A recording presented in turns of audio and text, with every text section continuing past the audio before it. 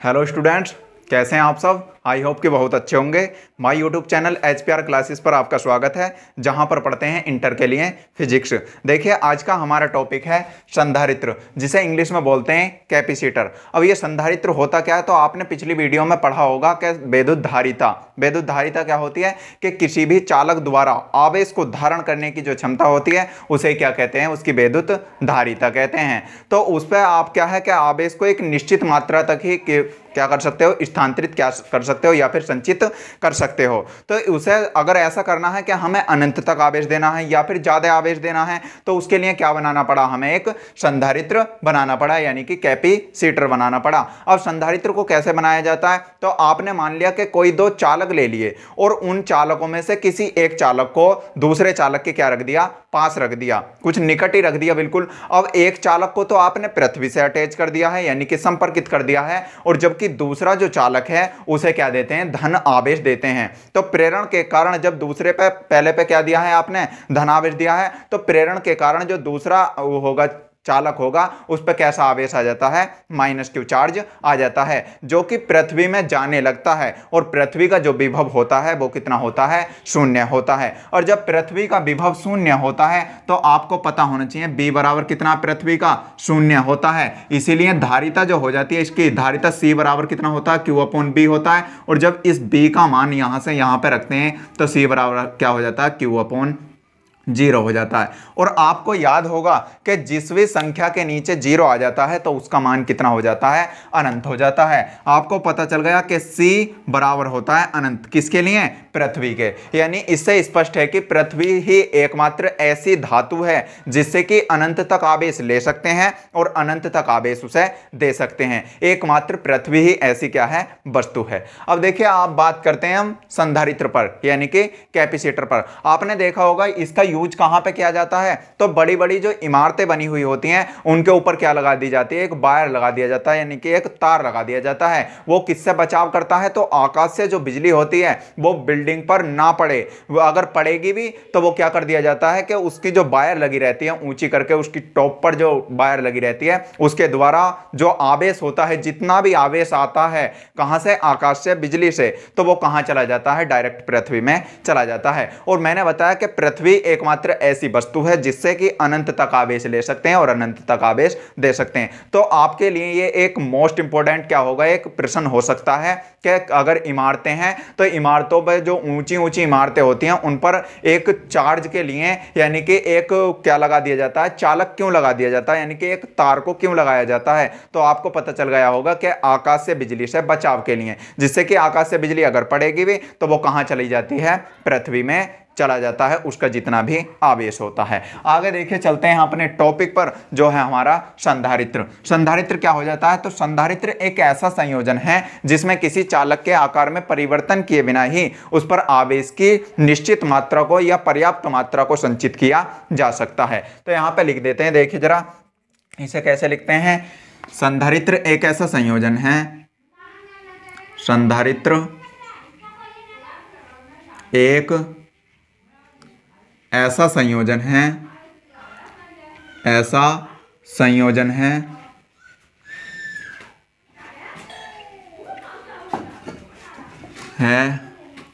जिसमें किसी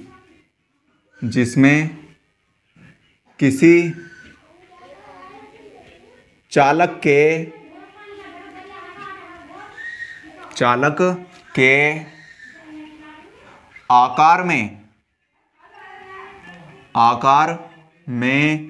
आकार में परिवर्तन किए बिना ही उस पर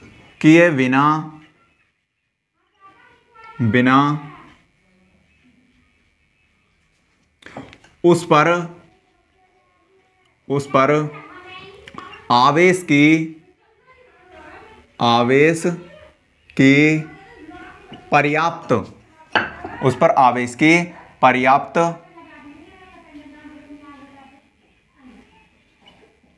मात्रा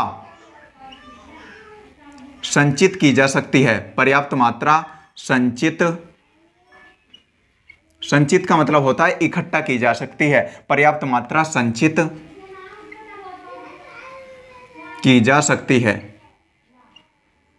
जा सकती है।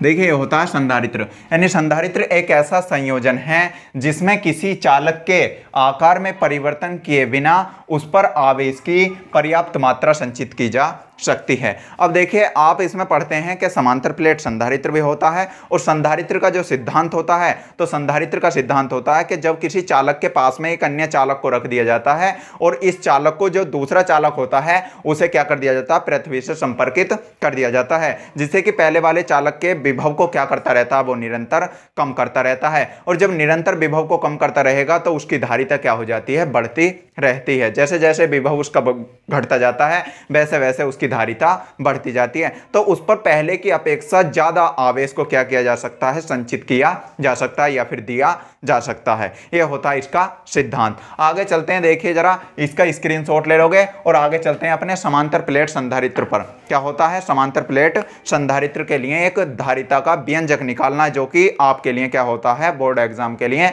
मोस्ट होता है। इसका स्क्रीनशॉट ले लो, आगे चलते हैं। देखिए जरा, आशा है कि आपने इसका स्क्रीनशॉट ले लिया होगा। यह संधारित्र है, 1-2 नंबर में आ जाता है कभी कभी बोर्ड एग्जाम में।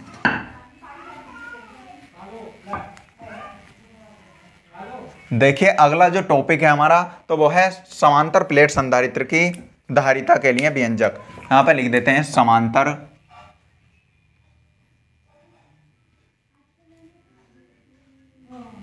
प्लेट संधारित्र की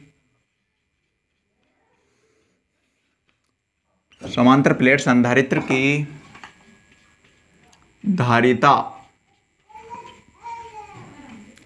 का व्यंजक।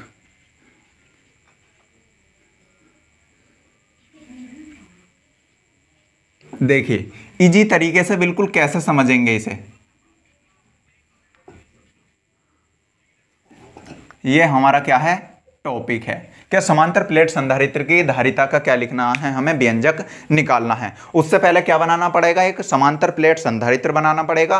और समांतर प्लेटों के लिए क्या लेनी पड़ेंगी, 2 प्लेटें लेनी पड़ेंगी। जैसे कि इन्हें मान सकते हैं 2 प्लेटें हैं। अब इन प्लेटों में से एक प्लेट को, तो इन्हें दोनों प्लेटों को समांतर कैसे रखते हैं, तो स्टैंडों के द्वारा इन्हें क्या किया जाता है, रख दिया जाता है। यहां पर बना लेते हैं प्लेटें।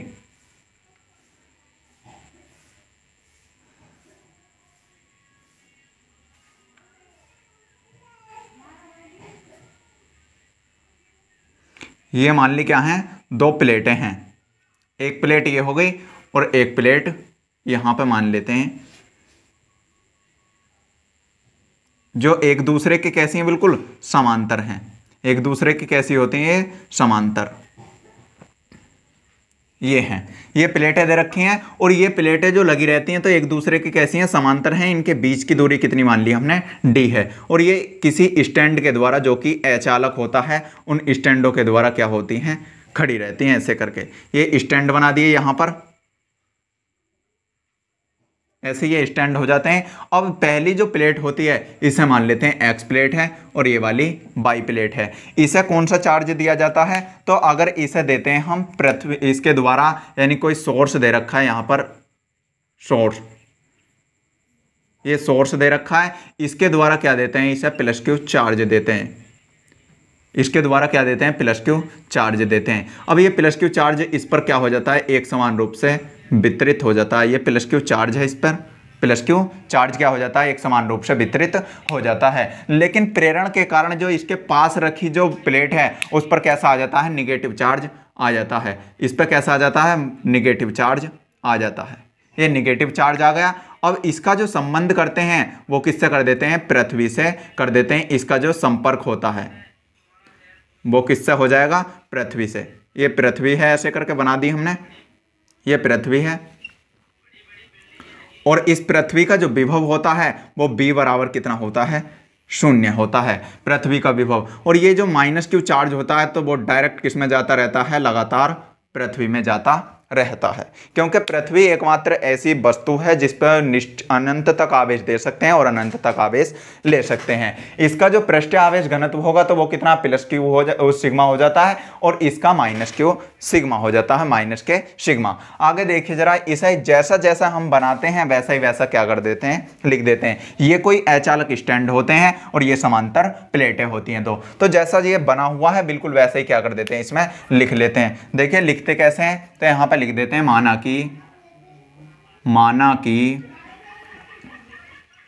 माना कि एक समांतर प्लेट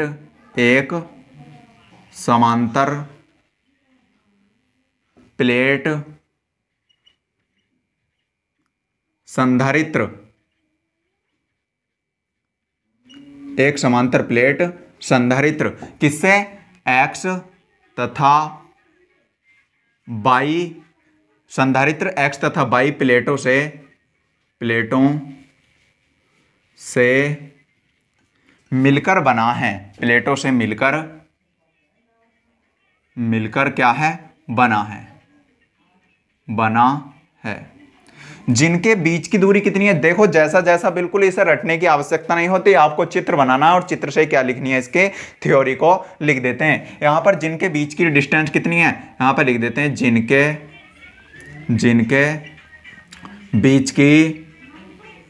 बीच की दूरी कितनी है, दूरी d है,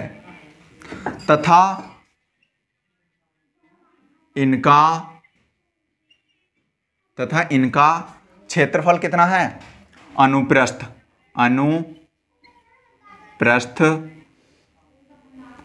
कर सकते हैं, अनुप्रस्थ काट का क्षेत्रफल, अनुप्रस्थ काट का क्षेत्रफल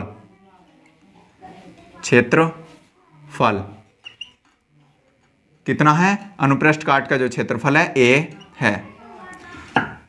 प्लेट y को, पहले x को देते हैं, प्लेट x को plus Q charge, plus Q आवेश देने पर प्रेरण के कारण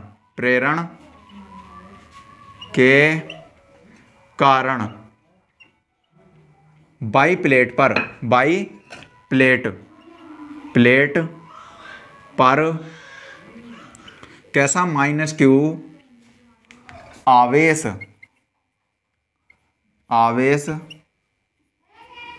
उत्पन्न हो जाता है, किसके कारण, वो भी प्रेरण के कारण उत्पन्न हो जाता है, जो कि पृथ्वी से संबंधित होने के कारण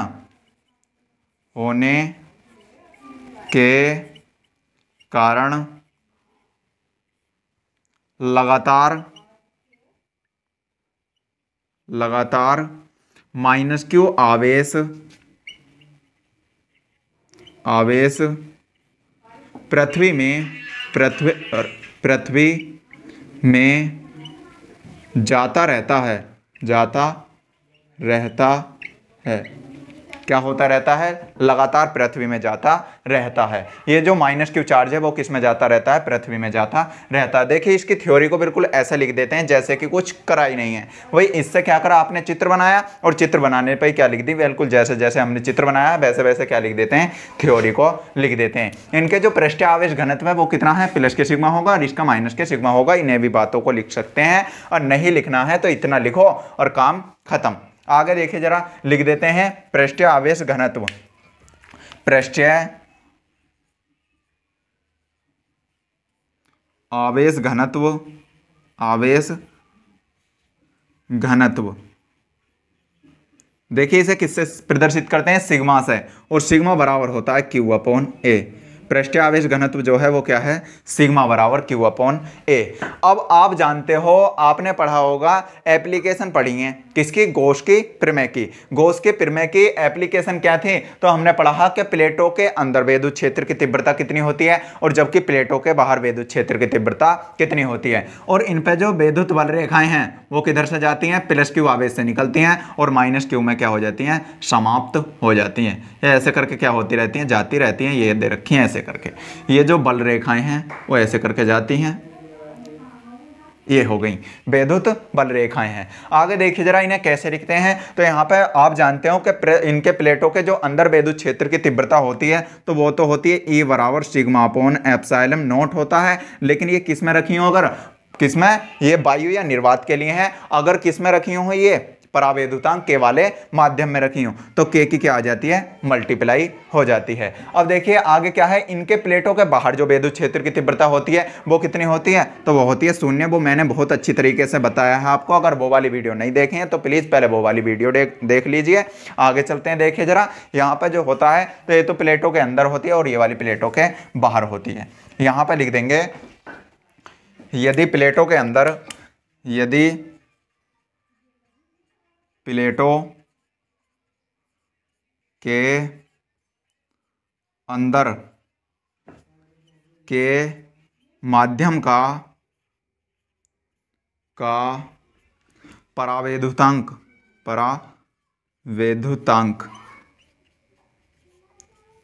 कितना हो, के हो, तब विद्युत क्षेत्र की जो तीव्रता होती है तो वो कितनी हो जाती है, ई बराबर होता है कितना, ई बराबर हो जाता है सिग्मा अपॉन के epsilon not.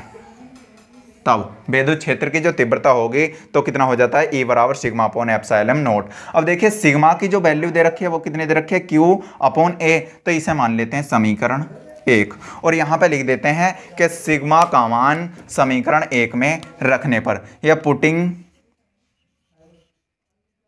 Putting the value of किसकी रखनी है, of sigma in equation first, यानी कि समीकरण 1 में क्या रखने पर, इसका मान रखने पर। इसका स्क्रीनशॉट ले लो। देखिए आगे चलते हैं, और इसका अभी स्क्रीनशॉट अगर ले लिया हो तो सही है, वरना क्या लिख लेते हैं, इसे मान भी रख लेते हैं। लो यहाँ पर तो कितना हो जाता है, ये हो जाता है ई बराबर, ये हो जाता है ई बराबर, अगर सिग्मा का मान रखते हैं तो ऊपर तो क्यू आ जाता है, क्यू, और ए कहाँ आ जाता है, इसके बटे में, यानी ये हो जाता है ए और के एप्सिलॉन नॉट, ये पहले से ही होता है। तो ये आ गई आपकी विद्युत क्षेत्र की तीव्रता। इसका अब स्क्रीनशॉट ले लो। देखिए आगे चलते हैं, आशा है कि आपने इसका स्क्रीनशॉट ले लिया होगा। देखिए आगे चलते हैं। अब ये तो हो गई विद्युत क्षेत्र की तीव्रता हो गई। अब निकालते हैं विभवांतर, यानी कि विभव निकालेंगे। यहाँ पर क्या निकालते हैं, विभव निकाल लेते हैं। देखिए जरा,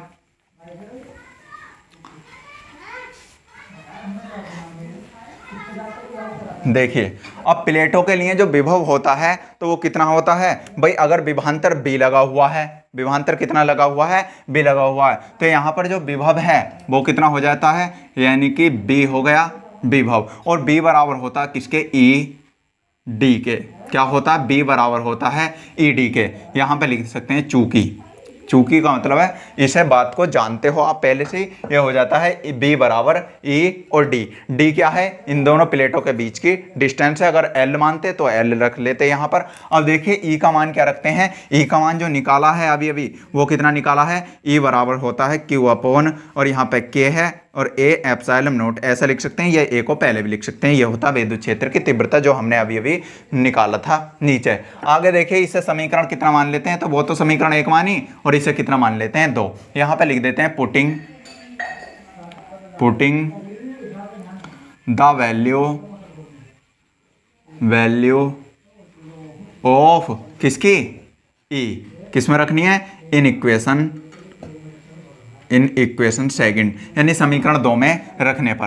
तो ये कितना मिल जाता है, बी बराबर मिल जाता है, ई का जो मान है वो कितना है, क्यू, और अपॉन में दे रखा कितना, ए के और एप्सिलॉन नॉट, और ऊपर क्या है, ये डॉट तो इसके मल्टीप्लाई में ये हो जाता है। आपने ई का मान क्या कर दिया यहाँ पर, पुट कर दिया। आगे देखिए, अब निकालना क्या है हमें, तो समांतर प्लेट संधारित्र की धारिता का व्यंजक निकालना है। तो हम लिख देंगे यहाँ पे कि समांतर प्लेट संधारित्र की धारिता, यहाँ पे लिख देंगे समांतर प्लेट संधारित्र की धारिता। देखिए समांतर प्लेट संधारित्र की जो धारिता होती है तो आप जानते हो C से प्रदर्शित करते हैं और C बराबर हो जाता है Q/V के। अब आप कहोगे कि सर ये B क्यों निकाला था, तो B क्या कर देते हैं यहाँ पर पुट कर देते हैं। अब देखिए जब पुट करेंगे तो इसे कितने मान लेंगे, समीकरण 3 मान लेंगे, इसे कितने मान लेंगे, समीकरण 3, और यहाँ पर लिख देंगे पुटिंग द वैल्यू